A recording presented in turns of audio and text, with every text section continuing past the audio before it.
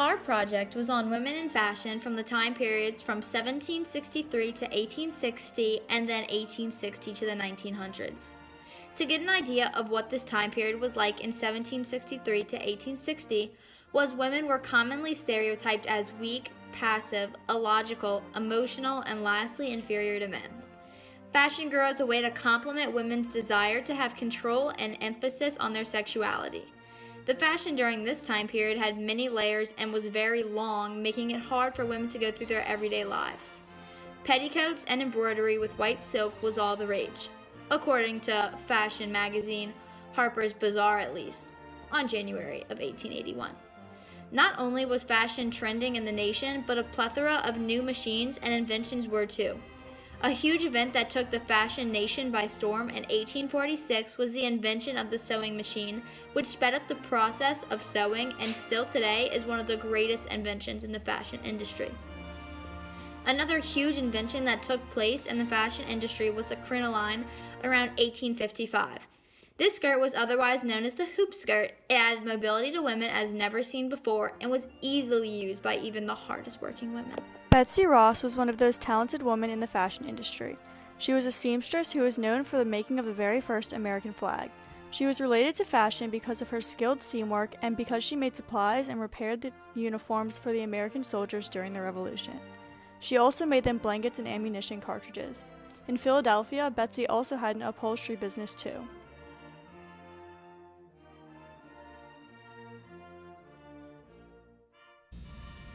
Our second role model in women's fashion was someone from 1788, a girl by the name of Sarah Josepha Hale, who often wondered why all of the books she saw, thanks to her family, had no women authors. This sparked the desire in her to promote the reputation of women and to do something for her country. She soon became a writer, one of her works being Mary Had a Little Lamb. By 1828, one of her novels was a big success, and she then became editor of Boston's Lady magazine. Her accomplishments were still far from over. In 1837, she organized a merger between Goody's Ladies magazine and Ladies Book, which was a magazine made for American women that was published in Philadelphia from the 1830s to around 1878. It was also the most widely circulated magazine before the Civil War. Its circulation rose from 70,000 in the 1840s to 150,000 in 1860, which was a huge event. Another woman named Amelia Bloomer was a suffragist, fashion advocate, and a social activist. Bloomer was eager to push the boundaries of women's clothing to more practical and comfortable styles. She attended things such as the Seneca Falls Convention, discussing social, religious, and civil impurities. The next year, she created The Lily, a newspaper that she made solely dedicated to women. In the newspaper, she wrote about topics ranging from the women's right movement to the latest styles. One of her latest styles was the bloomer. Bloomers were ankle-length trousers that were worn with a mid-dress. The idea of women wearing bloomers creates an extreme outrage, specifically from men, due to the common ideal that only men should wear pants because of their authoritative role in society, which the women were not supposed to have. Another subject that Lily was putting into society was equal pay or just pay in general for women. Bloomer emphasizes her point by the quote on April 15, 1856 that says, "I would like to know if a woman does not need as much property to support a family of children as a man, who gets higher wages for labor?" This quote summarizes her point by explaining how it isn't fair how men get higher wages as well as all the property. Amelia Bloomer was an important women's activist who fought roles of gender and problems such as those that can still be seen in today's society. Fashions changed a lot from 1763 to 1860. The changes could be seen in this political cartoon showing how women's fashion changes over time. It's from Harper's Weekly, a magazine based on New York City. In this cartoon, two girls are making fun of how their ancestors used to dress. Fashion would also continue to change and develop both graphically and engineerically to the 1900s. While fashion kept getting better, women's rights were still limited in society. They were still made into the mold of the quiet wife who was viewed as less than their husband. This can be seen in The Perfect Gentilly, where it says that women should be passive and their husband should be higher than them. So, in it, it says that you should call your husband by Mr., which gives him the authority. Born in 1831, a woman by the name of Ellen Augusta Pollard Butterick would later come up with an idea that would change sewing at home forever. One day in 1863, Ellen Butterick brought out her sewing basket and prepared to fashion a dress for her baby son. She later noted to her husband, Ebenezer Butterick, a tailor, how much easier it would be if she had a pattern to go by that was the same size as her son. Patterns existed that people could use as a guide, however, they came in one size. There was no way to enlarge or reduce the pattern to the size that was needed. Ebenezer thought about Ellen's idea of graded patterns. He experimented with heavy cardboard templates and lighter papers, and he discovered that tissue paper was better to work with and easier to package. The graded sewing patterns were a huge success and were in high demand. At first, Butterick specialized in just men's and boys' clothing, but in 1866, after 3 years of operation, they began to manufacture women's dress patterns. These dress patterns were happily received by women, and Butterick soon expanded his women's line to include dresses, jackets, and capes in 13 sizes and skirts in 5 sizes.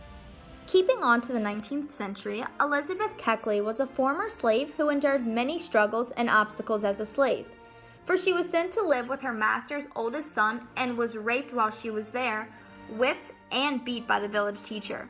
When she was only 20 years old, she became pregnant with her son George due to rape.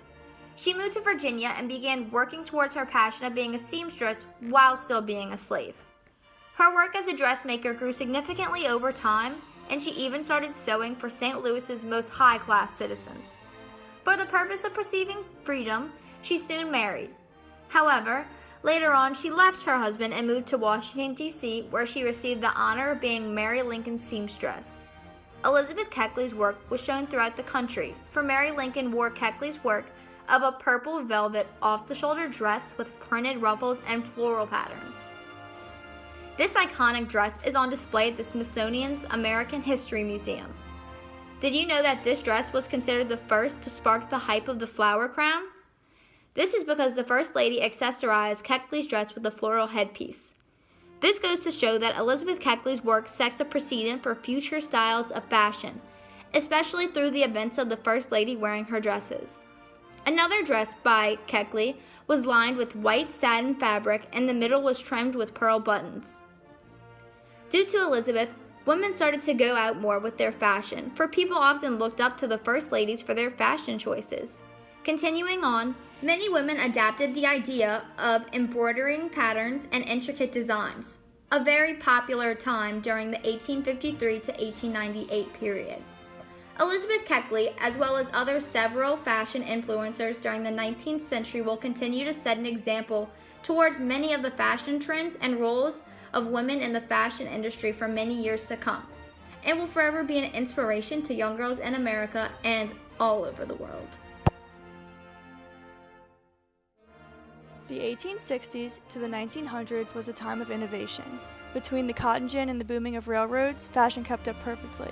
With the cotton gin, slaves were being able to produce around 50 pounds of cotton a day. This cotton was used to the extremes in the fashion industry due to the supply and demand of fabrics. From the fabrics being created at a much more rapid pace than before, lots of new clothing with different styles were being produced. Shopping catalogs even started showing new clothing styles as a result. This is shown through the Sears, Roebuck & Company catalog, where many different dresses are being shown.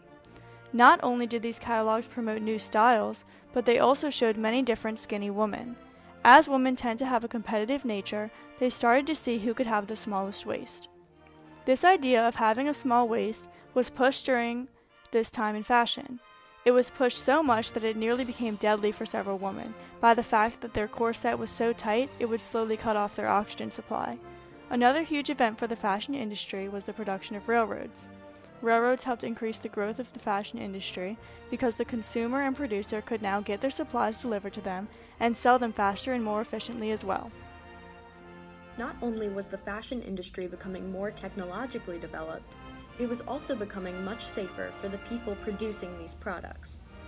This was an important part of the fashion industry because many people were dying due to improper treatment and deadly machinery. One woman who promoted safety in the work environment was Margaret Knight. Margaret patented a safer way to produce textiles, shoe manufacturing machines, a dress and skirt shield to protect workers, as well as a clasp for robes so that they would not get stuck in the machines. This helped promote and ensure safety in the workplace, an ideal never formally used. She is known as one of the most productive female inventors. Not only was this a great new part of the fashion industry, but a new fashion invention was made, the zipper. The zipper provided not only more comfortable clothing, but again, safer clothing by the ability to take it on and off easier.